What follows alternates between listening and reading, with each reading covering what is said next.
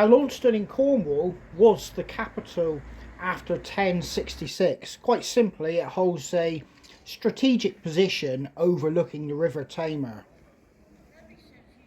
Now, in modern times, the cattle market has left the town, and on top of that, the high street or the main centre of Launceston has seen a marked decline, which is similar to most small towns across Great Britain, really.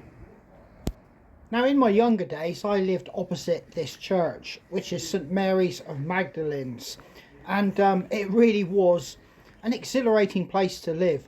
I lived on the bottom floor there, looking out onto the graveyard, and this is a fantastic church with all its carvings.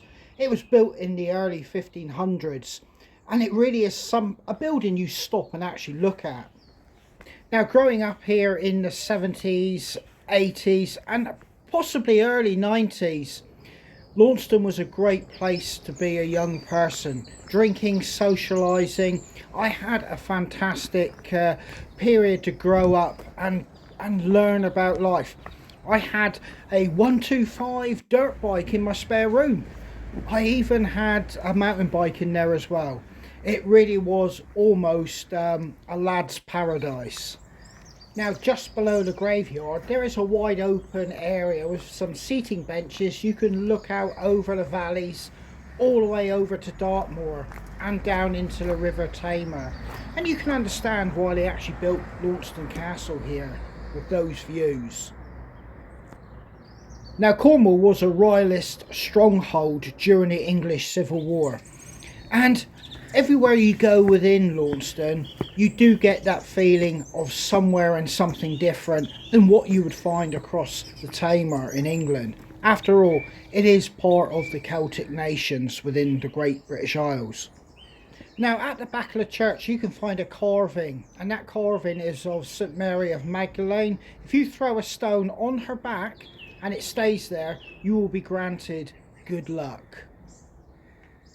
Now, even though I lived in that building in front of us, apparently it was a dentist at some point. So somebody would have probably been going into that building having a lot of pain, even though I enjoyed my time in there. Now, this is the Bell pub here on the left, and I believe it's the oldest pub in Launceston. And I've had many a pint in there and late night, and playing, I think it was either snooker or pool, I can't remember which. But this brings you down to what is called the Bell car park. Now, this is Eagle House Hotel, and it's a great place to stay in Launceston.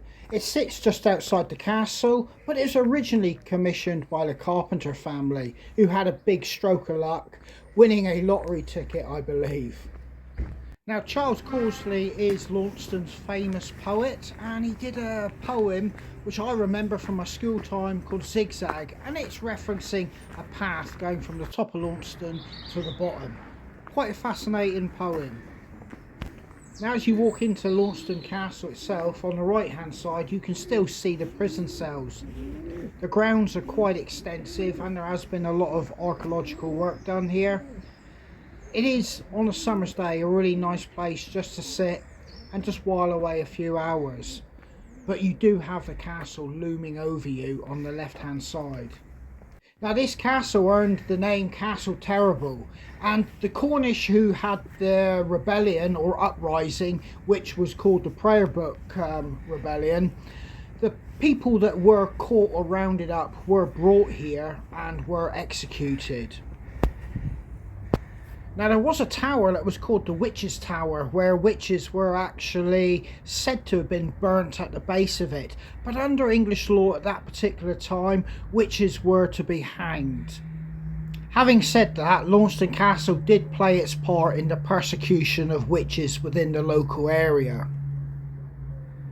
So Launceston Castle here is a fantastic place, or was a fantastic place just to hang out and enjoy some hot summer days, just relaxing and chatting with friends. But as you go out through this arch, you come out onto two of the main roads in Launceston, which is Weston Road and St Thomas Road.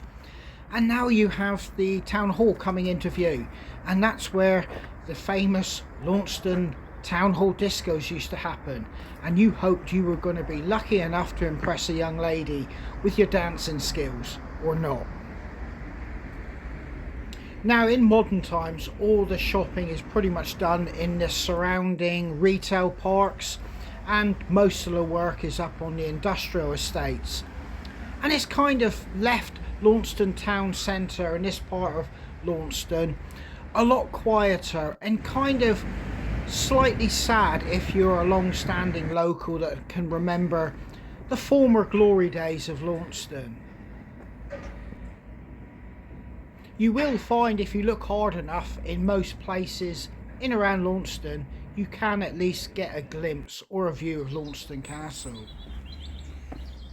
Now you can walk down pretty much all the way to the bottom of the hill, Newport, if you continue down along this path. But down here I used to keep my red Escort van, which was set up so I could go away kind of like camping for a few days, and that was when I was in my new age traveller kind of mode, or trying to imitate. But yeah, that's where I used to park my van. It was out the way, and I really enjoyed these times. I was really kind of carefree. Launceston felt really friendly, knew everybody. We all had interconnecting friendships, and it just felt like it was just one exciting buzz in and around town. Now if you walk up here, you can come back up to where my flat was, and I was working in a factory at the time, and in that a block of flats there was about 4 other members of staff that worked in that factory as well. And sometimes I used to pity the shift manager when probably all 4 of us never tipped up for a shift. We'd all pulled a sickie because we'd had a reasonably good night. That's all I'm going to say.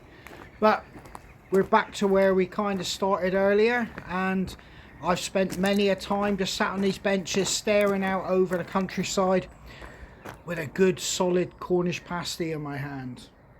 So next up is the patron saint of Cornwall, St Piran. To the arrival in Cornwall of a saint.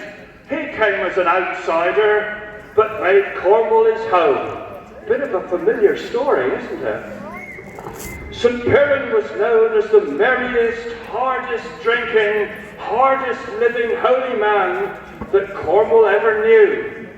And he was the patron saint of tinners, and his feast day was kept as a holiday wherever tin mining took place. Piran was born in Ireland, where he became renowned for a number of miraculous deeds. And for several years he advised the king and confessed his sins. But then the story says that the king grew tired of his wife and coveted a lady of the court who was younger and more beautiful. Piran saw that it was his duty to forbid this, so he preached against the king. Not something you did back then. It angered the king, and he commanded that Piran be bound to a millstone and thrown from the high cliffs. It was a cold winter's day, and the saint was bound to a heavy stone and cast over the cliff edge towards the waters below. But when the stone hit the water, everyone was astounded to see that Piran's ropes were loose and the stone actually floated.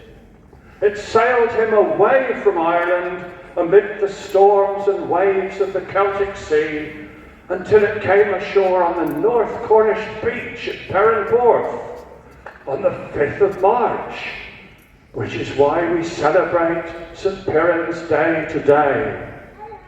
Hello. He began his life in Cornwall, teaching the gospel and helping people. He looked after nature and said he befriended a fox, a badger, and a wild boar.